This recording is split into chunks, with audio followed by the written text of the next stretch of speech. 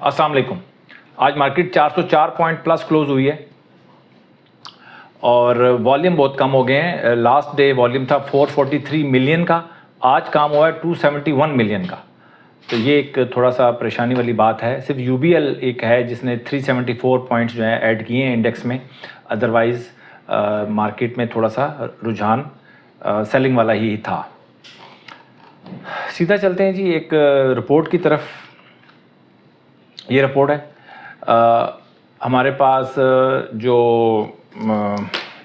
ये extreme bullish stocks हैं मेरे पास, ये इनकी लिस्ट है मेरे पास, और जिसमें FCEPL, GL गाल, सिनर्जी, FCL, ASL, अटक रिफाइनरी, GHNI, NRL। देखें, स्टॉक मार्केट में इन्वेस्टमेंट करने का मकसद ये है कि आप प्रॉफिट बनाएं, और प्रॉफिट उस वक्त तक नहीं बनेगा जब तक आपके पास एक्सट्रीम बुलिश स्टॉक्स नहीं होंगे। अब एक्सट्रीम बुलिश स्टॉक्स आपके पास होते हैं या नहीं होते, हम तो जिनके पास नहीं होते मैं उनका डिस्कशन करना चाह रहा हूँ कि जी जिनके पास नहीं होते वो क्यों नहीं होते। तो मैंने एक तरीका आपको बताया हुआ है TKT का। अलर्ट कैंडल बनती है, उसके बाद आप बाइंग करते हैं, ठीक है। एक तरीका तो वो है। दूसरा तरीका वॉल्यूम बेस्ड है। मैं एक रिपोर्ट बनाता हूँ वॉल्यूम की। वो वॉल्यूम जो है वो बेसिकली उससे आप स्टॉक हंटिंग कर सकते हैं, अच्छे स्टॉक्स वहाँ से निकल सकते हैं। जैसे मैं आपको मिसाल दूँ, बक्सले पेंट्स था, बर्जर पेंट था, वो सारे के सारे स्टॉक्स जो है वो वॉल्यूम से ही आइडेंटिफाई होते हैं कि कौन सा स्टॉक जो है किस में तेज़ी आ रही है। तीसरा है कैटेगरी रिपोर्ट्स। तो कैटेगरी रिपोर्ट से भी आप स्टॉक हंटिंग कर सकते हैं। बड़ी ज़बरदस्त तरीके से पता चल रहा होता है कि स्टॉक कैसे मूव कर रहे हैं, ठीक है। तो अब FCEPL, अब सिंपल सी मैं आपको एक स्टोरी बता देता हूँ। देखें, FCEPL है, मैं इसका चार्ट मैं आपके साथ डिस्कस कर लेता हूँ। ये वीडियो बनाने का मकसद सिर्फ ये है कि देखें अपॉर्चुनिटीज़ ख़त्म नहीं होती। ये मैंने तकरीबन कितने स्टॉक्स लिखे हैं, 3 और 3 6 2 8 स्टॉक्स हैं एक्सट्रीम बुलिश में। आने वाले दिनों में इन 8 में से हो सकता है 3-4 रह जाएं ये, और इसमें से 5 7 8 10 15 20 स्टॉक्स और ऐड हो जाएं। अगर मार्केट अच्छी होगी तो इसमें स्टॉक्स ऐड होना शुरू हो जाएंगे, और अगर मार्केट अच्छी नहीं भी होगी ना, फिर भी इसमें से 3-4 स्टॉक्स निकलेंगे और 3-4 स्टॉक्स ऐड हो जाएंगे इसके अंदर। जब ऐड होते हैं ना स्टॉक्स, तो यहाँ पर हमारी जो अलर्ट कैंडल बनती है TKT में, स्टॉक आने के बाद ही स्टॉक तेज़ी में आता है। सबसे पहले तो इसको बिलीव करने की ज़रूरत है। आपको बिलीव ना करें, आप इसका बैक टेस्ट करें, वहाँ से आपका जो यकीन है वो आपका बिल्कुल पक्का यकीन हो जाएगा कि हाँ यार ये चीज़ काम करती है। अब जैसे FCEPL है, FCEPL के दो मतलब आप समझ लें सेशन लगे हैं तेज़ी के। एक सेशन लगा है जो 27 अप्रैल से स्टार्ट हुआ और वो तकरीबन जुलाई तक गया, ठीक है। और दूसरा सेशन स्टार्ट हुआ है जी इसका, आप समझ लें कि 7 अगस्त से अभी तकरीबन इसी आप समझ लें कि ये इसकी TKT में आया था ये 121 में, आज 140 है, सही है। तो थोड़ा सा एक दिन से हम थोड़ा लेट हो गए थे। 159.88 से इसके अंदर आप एंट्री ले सकते थे। नहीं, सॉरी, हाँ, इसके अंदर तेज़ी आई थी 115 रुपये से। 115 में आपकी अलर्ट कैंडल बन गई थी 115 रुपये में, और उसके बाद आज ये 140 है और गया है 147 तक, ठीक है। 115 और 147, तो 27% का इसमें गेन आया, ठीक है। तो ये मैं एक मिसाल दे रहा हूँ आपको। ये स्टॉक जो है इसी अलर्ट कैंडल के बाद ही देखें इसने परफॉर्म किया। पहला इसने परफॉर्मेंस इसने देना शुरू की थी तकरीबन 85 से, और 85 से ये गया था 116 तक। उसके बाद ये थोड़ा बहुत नीचे घूमता फिरता रहा 116 से, फिर ये 98 तक आया। 98 के बाद दोबारा 115 से दोबारा हमारी बनी इसके अंदर, और उसके बाद ये 140 और 147 तक चला। आज 140 क्लोज हुआ तकरीबन, और 147 तक हाई लगा इसका। ये मैं FCEPL की मिसाल दे रहा हूँ आपको कि किस तरह स्टॉक जो है ना वो हंटिंग की जाती है, और किस तरह जो आने वाले जो एक्सट्रीम बुलिश स्टॉक्स हैं वो किस तरह हम इसको आप ढूंढ सकते हैं आने वाले दिनों में भी। आप ये मत समझें कि यार ये चीज़ गुजर गई तो मैं डिस्कस कर रहा हूँ, आने वाले दिनों में भी जो स्टॉक्स एक्सट्रीम बुलिश स्टॉक्स आएंगे वो इसी तरह ही आएंगे।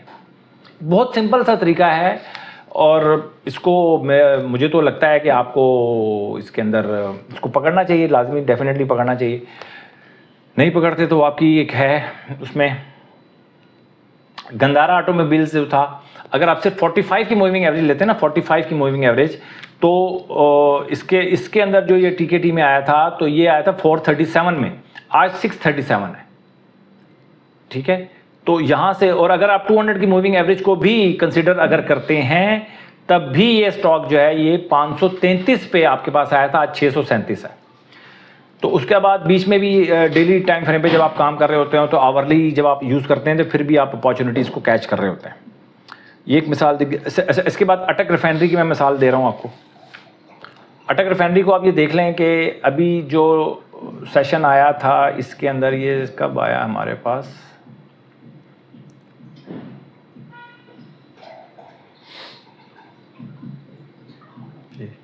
ये हमारे पास आया जी 952, लेटेस्ट जो तेज़ी में है 952, आज 1100 चल रहा है, 150 तकरीबन इसमें भी आए हैं।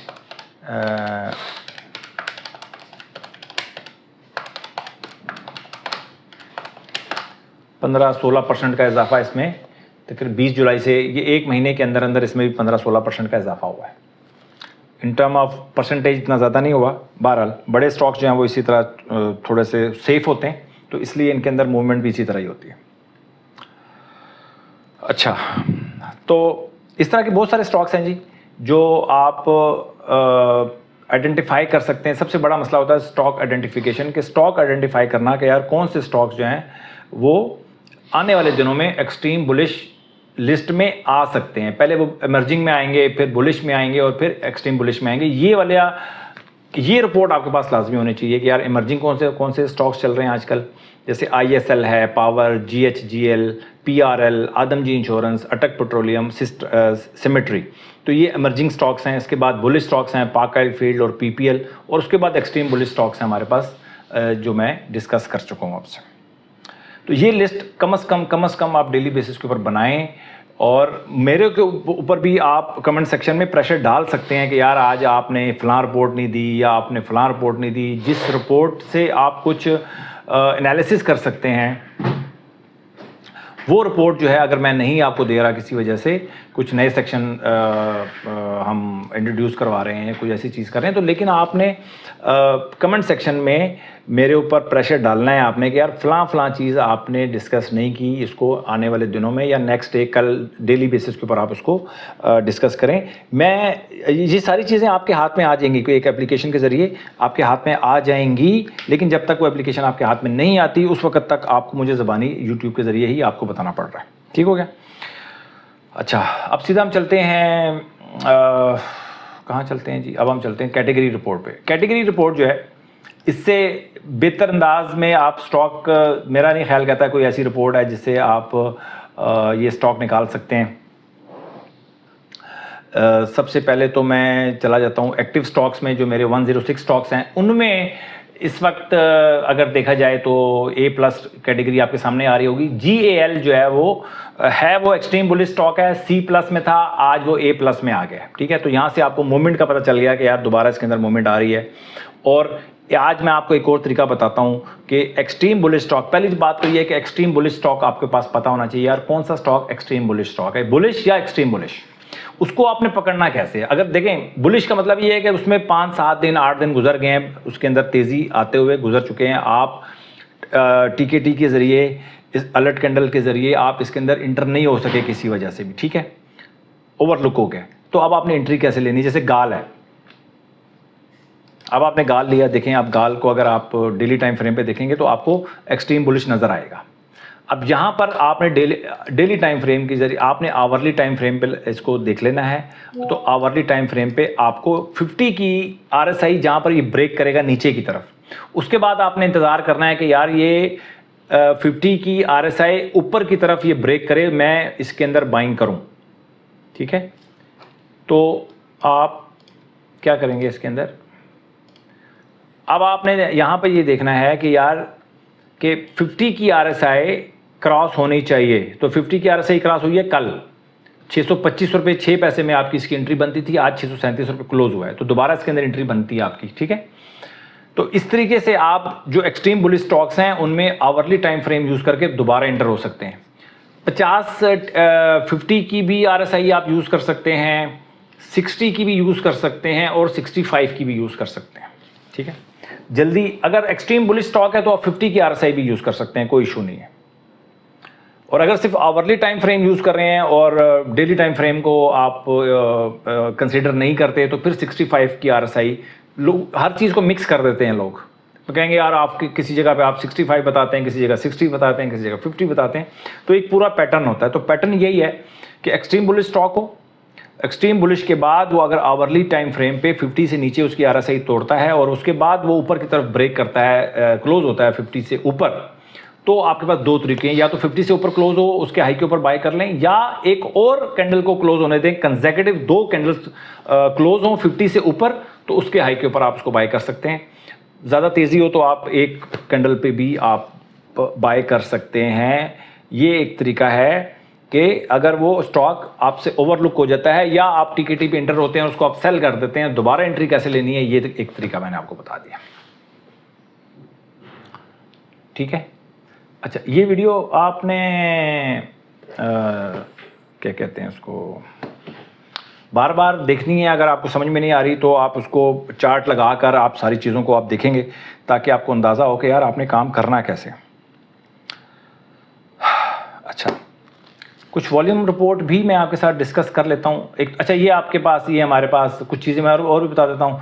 जैसे सिनर्जी जो है वो B+ से A में आया है और PRL B+ से आया है। PRL भी जो है वो हमारे पास PRL कहाँ पे है? PRL भी A है, हाँ जी, PRL A में है और ये भी एक्सट्रीम बुलिश स्टॉक है और आप इसको आवरली टाइम फ्रेम पे इसके अंदर एंट्री ले सकते थे। देखिए नीचे गया है वो सांस लेने के लिए, आप समझ लेंगे सांस लेने के लिए ये आता है, सांस लेता है उसके बाद फिर ऊपर निकल जाता है। कोई भी स्टॉक है, जैसे मछली है ना, मछली पानी के नीचे होती है, सांस लेने के लिए वो पानी के ऊपर आती है। तो इसी तरह स्टॉक्स जो हैं वो आप समझ लें कि ये हवा में होते हैं, ऊपर हवा का दबाव समझ लें, ऑक्सीजन कम होती है तो ये नीचे आते हैं सांस लेने के लिए, वहीं पर आपने इसको बाय करना होता है। तो जैसे PRL B+ से ये चला गया हमारे पास A में। इसी तरह काफ़ी सारे स्टॉक जो हैं वो D से, कुछ ट्रीट जो है वो D से B में आया है, UBL D से B में आया है, बट आपने B+ और A, कम से कम A में जाए तो आपने एक्शन करना है, और B+ पे आए तो आपने अपने कान खड़े कर लेने कि यार स्टॉक मेरा B+ में आ गया। ठीक हो गया जी। उम्मीद है कि आपको सीखने में मदद मिलेगी। डायरेक्ट मैं स्टॉक्स बताने से बेहतर ये है कि आपको मैं चीज़ें सिखा दूं, आप खुद से एनालिसिस कर सकें ताकि आपको किसी की ज़रूरत ना पड़े, ठीक है।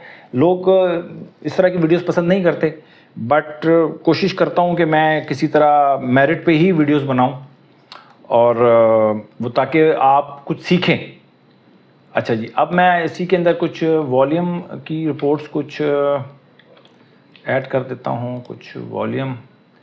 ओके, वॉल्यूम में आज ये भी डेली बेसिस के ऊपर अगर आप इसको बड़े मतलब सुकून से अगर आप इसके ऊपर काम करेंगे ना तो इसमें से बहुत सारे स्टॉक्स निकल सकते हैं। बक्सले, बर्जर, इन्हीं में से निकले हैं। बक्सले को मैं आपको बताऊं, अब गुजर गया है, लेकिन देखें स्टॉक्स आते रहते हैं। बार बार मैंने यही समझाता हूं कि स्टॉक्स आते रहते हैं। कि देखें बक्सले का काम हुआ था, आप देख लें, अलर्ट कैंडल भी बनी थी बक्सले की जिस दिन 6 अगस्त को अलर्ट कैंडल भी बनी थी, इसकी एग्जैक्ट अलर्ट कैंडल भी बनी थी।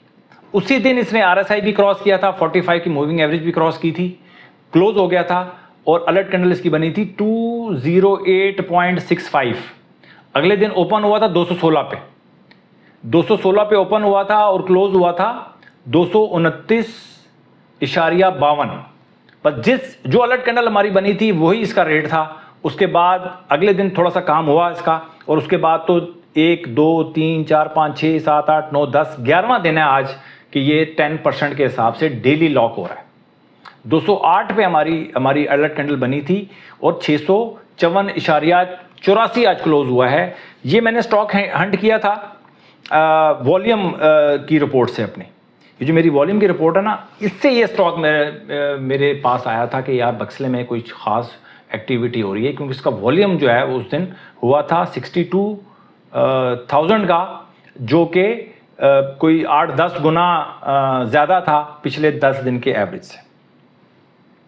तो ये जो वॉल्यूम की जी रिपोर्ट है, ये भी बड़ी इंपॉर्टेंट रिपोर्ट है। इसको भी डेली बेसिस के ऊपर आप मुझे बोला करें कि यार थोड़ा सा थ्रू करवा दें ताकि आप उसको नोट कर लिया करें।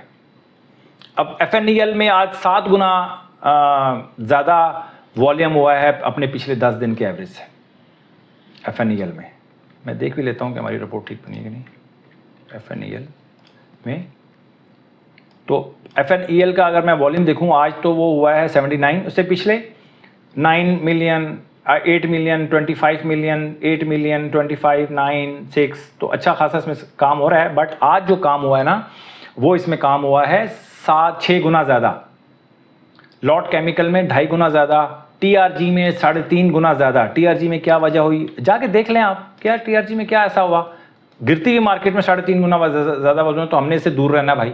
वैसे भी ये 45 से नीचे है, 200 से नीचे है, वॉल्यूम भी ज़्यादा हुआ है, हमें बीच में घुसने की ज़रूरत ही नहीं है। हमारी सबसे पहले तो हमारा जो पैरामीटर है वो है ही TKT। फिर DG खान सीमेंट में आज 2 गुना इजाफा हुआ है वॉल्यूम के अंदर अपने 10 दिन के एवरेज से ज़्यादा, ठीक है।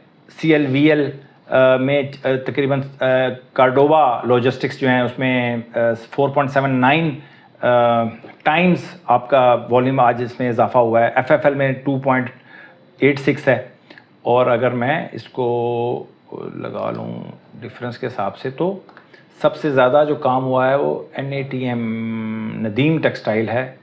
15,000 शेयर्स का काम हुआ है, इसके अंदर 444 टाइम का इजाफा हुआ है। पता नहीं क्या वजह होगी, इसको देखते हैं जी। NATM में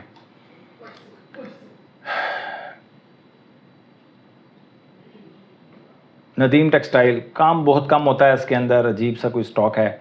बहरहाल आज इसके अंदर काम हुआ है 15,000 शेयर्स का। वैसे 1 2 3 मतलब बहुत कम स्टॉक, मतलब ये एक वक्री टाइप का स्टॉक है। खैर, ARMG में 15 गुना, PNSC में 14 गुना इजाफा हुआ है आज वॉल्यूम में। SH ये कोई शाह मुराद शुगर मिल है, 13 गुना इजाफा हुआ है। तो इनसे भी आप बहुत सारे स्टॉक्स जो हैं निकाले जा सकते हैं। वॉल्यूम से भी बहुत सारे स्टॉक्स निकाले जा सकते हैं, उसके ऊपर एनालिसिस किया जा सकता है और उसके बाद आप उस पर अपना जो भी स्विंग ट्रेडिंग करना चाहते हैं आप उसके ऊपर कर सकते हैं।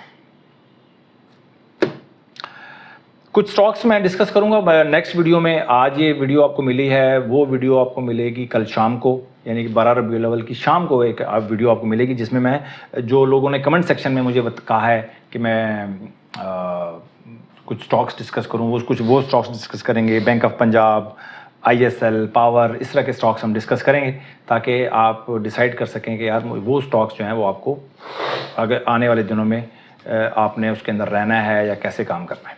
अपना बहुत ख्याल रखें, अपनी इन्वेस्टमेंट का ख्याल रखें। Thank you very much.